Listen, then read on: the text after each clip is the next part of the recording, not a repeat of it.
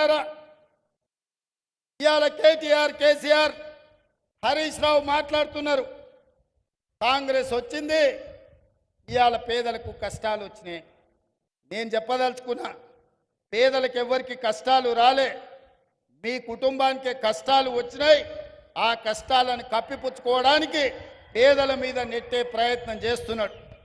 మన అసెంబ్లీలో మాట్లాడుతూ నేను కొన్ని ప్రశ్నలు అడిగి ప్రతిపక్ష నాయకుడు రావాలి అని సూచన చేస్తే కేటీఆర్ అన్నాడు, ఆయన రాడు, మేమే వస్తాం, బావా బామార్దులమే సమాధానం చెప్తామని. టీవీలో చూసినట్టున్నాడు. 24 తారీఖు నాడు కేటీఆర్ మాట్లాడింది. 25 తారీఖు నాడు పొద్దున్నే 12 గంటలకు అసెంబ్లీ ఉంటే 11:30కి వచ్చి కూర్చున్నాడు కేసీఆర్.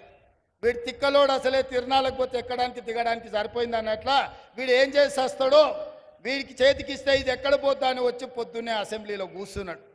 అంటే కొడుకేమో రాడంటాడు, తండ్రి ఏమో పొద్దున్నే వచ్చి కూర్చుంటాడు. అంటే ఇవాళ వాళ్ళ మధ్యలో సమన్వయం లేదు.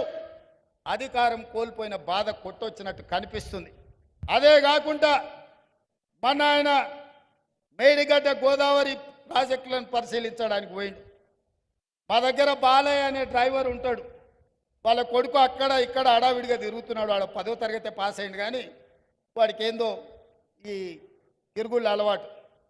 ఊరికే టీవీ చూస్తున్నాడు. కేటీఆర్ ఉన్నాడా సార్ అంటుండు. ఎందుకురా అంటే, సార్ కేటీఆర్ గారికి సెల్ఫీలు దిగుడు, సెల్ఫ్ డబ్బా కొట్టుకున్నాడు అలవాటు. అసెంబ్లీలో నోరు జారుతాడు.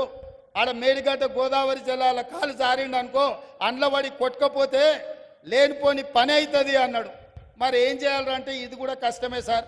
ఆయన నీళ్ళలో కొట్టుకపోతేనే కుటుంబానికి విషాదం, బయటికి తీస్తేనేమో ఇది రాష్ట్రం మొత్తానికి విషాదం అవుతుంది. ఎందుకంటే ఈ తెలంగాణను తెగ నమ్ముకుంటారు వాళ్ళ కుటుంబం అని. అందుకే ఈరోజు ఈ తెలంగాణ రాష్ట్రంలో ప్రజల్ని వంచినందుకు 2023లో ప్రభుత్వానికి రాకుండా ఓడగొట్టిండ్రు. బుద్ధి